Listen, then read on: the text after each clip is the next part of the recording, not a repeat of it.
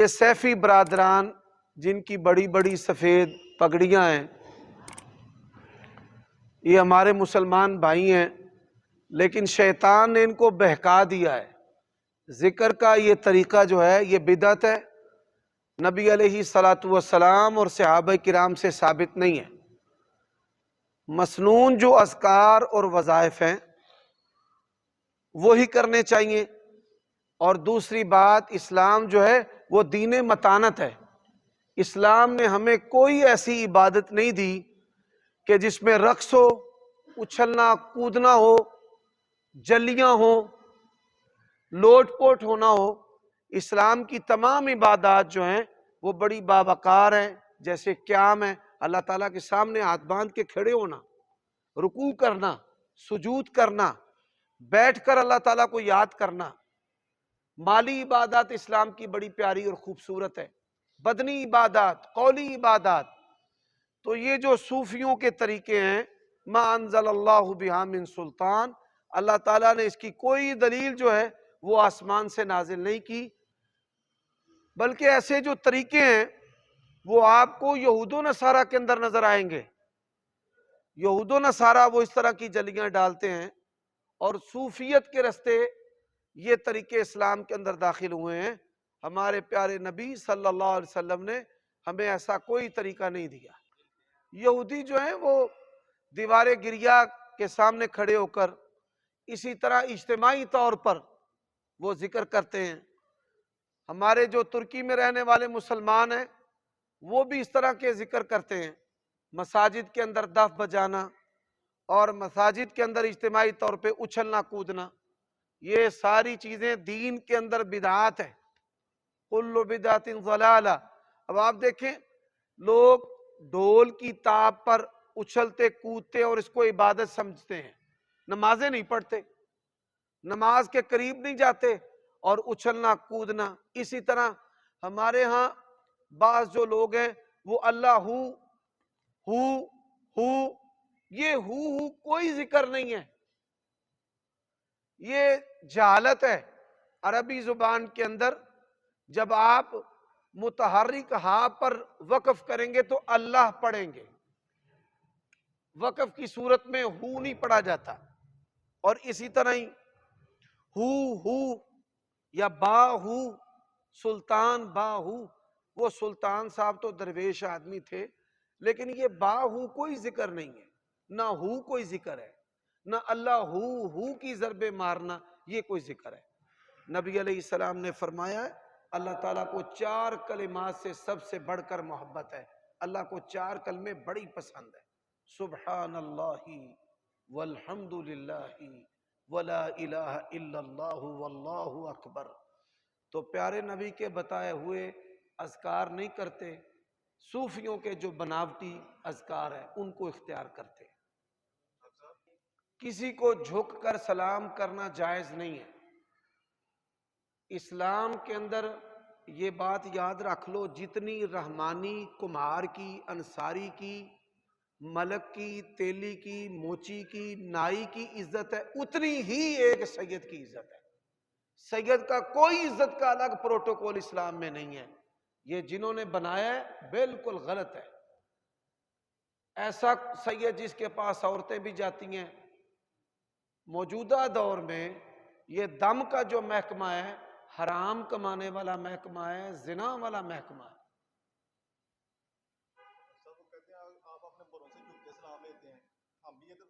پیارے بھائی، باپ کے سامنے، دادا کے سامنے کھڑے ہونے کا ایک انداز ہے، استاد کے سامنے کھڑے ہونے کا ایک انداز ہے، اور ایک اللہ تعالیٰ کے سامنے کھڑا ہونا رکوع کی صورت میں، سجدے کی صورت میں۔ رکوع اور سجدہ اس طرح کا جھکنا جس طرح قبروں پر جھکا جاتا ہے، جس طرح اللہ تعالیٰ کے سامنے جھکا جاتا ہے، یہ جھکنا ممنوع ہے۔ استاد کے سامنے انسان اپنی نظریں، اپنا سر جھکا کر کھڑا ہوتا ہے، یہ جھکنا ممنوع نہیں ہے۔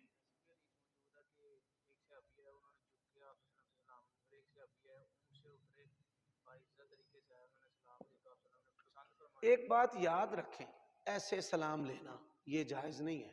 میں دیہاتوں میں جاتا ہوں، کئی لوگ ایسے ہوتے ہیں تو میں ان کو کہتا ہوں آپ سیدھا کھڑا ہو، پھر ہم سے سلام لے۔ ہمارے نبی صلی اللہ علیہ وسلم نے انسانیت کو عزت دی ہے۔ یہ تذلیل ہے انسانیت کی کہ ایک انسان کے سامنے یوں جھکے، تو میں ایسے کسی کو نہیں کرنے دیتا۔ اسی طرح ہمارے پاس کئی لوگ آتے ہیں جن کا تعلق بریلوی مکتبہ فکر سے ہوتا ہے یا دیوبندی مکتبہ فکر سے ہوتا ہے یا وہ صوفی ہوتے ہیں، تو وہ اپنے علماء کو جھک کر ایسے سلام کرنے کے عادی ہوتے ہیں۔ تو ہم ان کو کہتے ہیں کہ ہم ایسی عزت نہیں لینا چاہتے کہ اس عزت کے نتیجے میں قیامت کے دن اللہ کی بارگاہ میں پکڑا جاؤں۔ رب نے مجھے پوچھ لیا میرا بندہ تیرے سامنے جھکا، تو میں اس کا جواب نہیں دے سکتا۔ ہمیشہ باوقار۔ یہ جو مذہبی دادا گیری ہے نا انگریزوں کے دور میں، اس نے امت کو بڑا ذلیل کیا ہے۔ وہ مولویوں کی ہو، وہ صوفیوں کی ہو، وہ پیروں کی ہو، وہ مذہبی لوگوں کی ہو، وقار، عزت، احترام اور حقوق تمام لوگوں کے یکساں ہیں۔ آپ دیکھیں ہمارے محلے کے اندر امیر عیسائیوں کا گرجا الگ ہے، غریب لوگوں کا گرجا الگ ہے۔ یہودی جو نسلی یہودی ہیں نا، وہ پیلے یہودی جو لال یہودی ہیں ان کے گرجے الگ ہیں اور عام یہودیوں کے گرجے الگ ہیں۔ ہندوؤں کے اندر بھی مالداروں کے مندر الگ ہیں، غریبوں کے مندر الگ ہیں، جو شودر ہیں ان کے مندر الگ ہیں، اور جو برہمن ہیں ان کے مندر الگ ہیں۔ پوری دنیا کے اندر یہ تقسیم اگر کسی مذہب میں نہیں ہے تو اسلام میں ہے۔ وہ دیوبندی ہے، وہ بریلوی ہے، وہ شیعہ ہے، وہ سنی ہے، اس کا تعلق کسی مکتبہ فکر سے ہے۔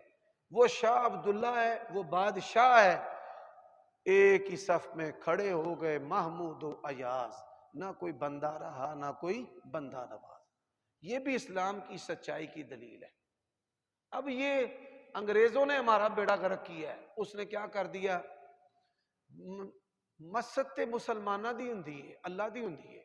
اے مسجد وابی ہے، اے مسجد بریلوی ہے، اے مسجد شیعہ ہے، اے مسجد دیوبندی ہے۔ مسجد امت کی ہے، مسجد اسلام کی ہے۔ انتظامیہ سنی شیعہ ہو سکتی ہے، مسجد سنی شیعہ نہیں ہوتی۔ یہ بات یاد رکھنا۔ یہ چیزیں یہ تحقیر ہیں، تذلیل ہیں، تفریق ہے، اس کی اسلام کے اندر کوئی اجازت نہیں۔ ہمارے ہاں یہ جو صوفیاء ہیں اللہ تعالیٰ کا قرب پانے کے لیے روٹی چھوڑ دیتے ہیں، پانی چھوڑ دیتے ہیں۔ آپ نے کئی لوگوں کو دیکھا ہوگا انہوں نے بوریا پہنا ہوتا ہے۔ یہ پیارے نبی کی سنت نہیں ہے، نہ دین اسلام کی تربیت اور تعلیم ہے۔ انسان کو جتنا وقار اسلام نے دیا ہے اس وقار کا تعلق لباس کے ساتھ بھی ہے۔ اس کا تعلق کیا ہے؟ لباس کے ساتھ۔ ایک مالدار صحابی تھے، وہ سادہ کپڑے پہنتے تھے۔ نبی علیہ السلام نے فرمایا اللہ تعالیٰ نے تجھے مال دیا ہے؟ انہوں نے کہا جی ہاں بڑا دیا ہے، پیسے بھی، جانور بھی، ریوڑ بھی۔ تو فرمایا اللہ تعالیٰ کے مال کے آثار جو ہیں وہ اپنے جسم پر بھی دکھا۔ اس کے اندر بڑی حکمتیں ہیں۔ مثال ماشاءاللہ انہوں نے خوبصورت لباس پہنا ہے، اللہ ان کو نظر بد سے محفوظ رکھے۔ اچھا یہ دیکھ کر پہننے کی خواہش پیدا ہوگی، پھر وہ میں خریدوں گا، اس سے تجارت کو فائدہ ہوتا ہے کہ لوگ ایک چیز کو دیکھتے ہیں اس کو خریدتے ہیں، مسلمانوں کی تجارت کو فائدہ ہوگا۔ پھر ایک اور بھی چیز ہے کہ انسان جو ہے اس سے نفس کے تکبر سے بھی بچتا ہے۔ نفس کے تکبر، کسی مسلمان کا فیشن اختیار کرنا یہ بہتر ہے بجائے کہ آپ کسی کافر کا فیشن اختیار کریں۔ ایک مسلمان نے کپڑے پہنے ہیں تو آپ کہیں یہ رنگ اچھا لگتا ہے میں بھی یہ پہنتا ہوں، تو اس کا ثواب ہوگا ان کو بھی۔ ایک چیز میں دیکھ کر اختیار کرتا ہوں، ایک آدمی نے نلکا لگوایا میں لگواتا ہوں، ایک آدمی نے اپنے گھر کے باہر بلب لگایا میں بھی لگواتا ہوں، ایک آدمی جو ہے اس کو دیکھ کر میں کپڑا خریدتا ہوں، تو اس سے اس مسلمان کو بھی ثواب پہنچتا ہے۔ اس کے اندر بڑی حکمتیں ہیں اللہ تعالیٰ کی توفیق سے۔ اس سوال کا جواب میں پہلے بھی دے چکا ہوں، جو بدعات کے کھانے ہیں اس کے جواز میں علماء کا قول موجود ہے، لیکن ان بدعات کی روک تھام کے لیے سد ذرائع کے طور پہ بدعات کے جو کھانے ہیں وہ نہیں کھانے چاہیے، دیگر مسلمانوں کو دے دیں، ضائع نہ کریں۔ آپ ان کو اگر کہہ دیں سمجھائیں اچھی بات ہے، وگرنہ وہ کھانے آپ دیگر مسلمانوں کو دے سکتے ہیں، کسی دوسرے مسلمان کو دے دیں، جو کھاتا ہے آپ نہ کھائیں۔